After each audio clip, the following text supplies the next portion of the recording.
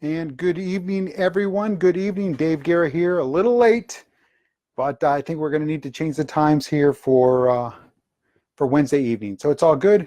Welcome. I'm Dave Guerra. This is Let's Have a Chat Wednesday edition. And Wednesday is always Walking Leader Wednesday, where I read from the good book, my good book, The Walking Leader, available at Amazon, Barnes & Noble. Tonight I'm going to talk about Chapter 7, Rule number 7, share well with others. Share well with others, because that's part of being a team. Part of being a leader, you have to share. Everybody's got to share. Everybody plays. Everybody wins. Ooh, excuse me. Whoa, where'd that come from? So good evening. Alrighty, here we go. Communicating information with others is critical in any high-intensity situation. When situations are unfolding, the ability to share information is that much more essential. Critical, too.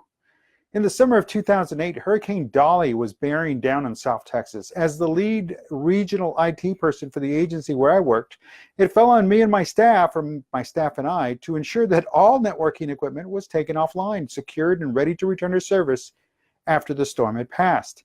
This was definitely going to be a daunting task, but as we not only had to secure the 16 buildings at the primary location, but also the buildings at the 4 remote sites, while ensuring that the staff, my staff, made it back home in time to take care of their personal property and to be with their families during the storm as it passed through. Well, somehow, some way, before Hurricane Dolly arrived, everything we were able to plan and prepare for worked the way it was supposed to. Throughout the entire process, we were communicating with all the sites, the main site, the remote site, and our central office up in Austin. And, of course, with the local staff at all the sites to ensure that everyone knew when could be terminated, when the data connection could be terminated at each site, so that it could afford the longest possible uptime, and as well as to provide safe travels to and from home for my staff. Luckily, everything went off without a hitch. Hurricane Dolly came and went with minimal damage to any of the agency structures. Aside from a few flooded roads, all the equipment was reconnected as quickly as possible. And again, even during the storm, we were talking and communicating and sharing information and exchanging that information, ensuring that we were able to deliver not just what needed to be done, but also deliver the staff home, get them home safely so they could attend to their personal property. And again, through communication, because if there was no communication, there'd be uncertainty. And when there's uncertainty, obviously there's going to be miscommunication. And when there's miscommunication, there is no communication. It's just that simple.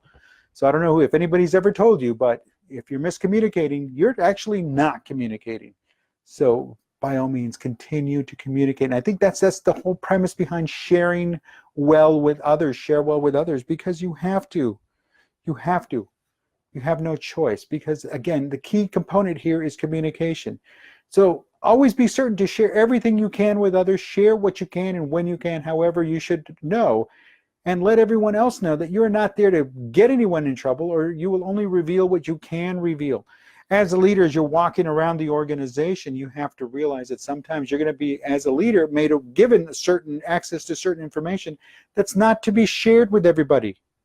It's this time that it can be a little difficult, but you know, you're the leader, you're the responsible party, you know what you can talk about and you know what you can't. And if you're pressed into a situation from somebody from a different department, they want to know and they want the answer, you stand your ground and say, you know what, that is your supervisor's responsibility. I can't tell you anything. I can't say anything about that. And it is that simple. So yeah, you might look like the bad guy, but ultimately you're being more respectful to that individual and that individual supervisor, because again, you're ensuring that the chain of command is followed, that the chain of command, the ladder of organization, the table of organization, the organization and its structure remains intact, remains strong, all because you refuse to allow something to go by that shouldn't go by.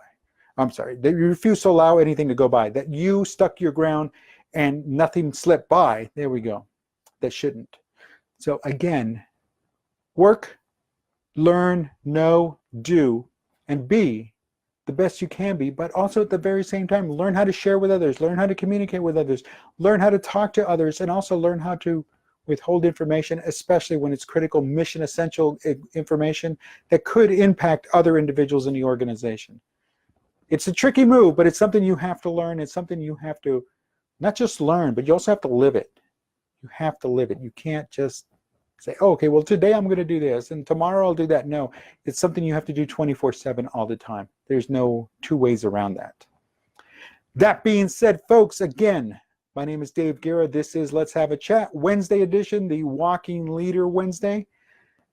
I will talk to you tomorrow. Have a great evening. Have a great day. Have a great Thursday, too. I'll talk to you then. Take care.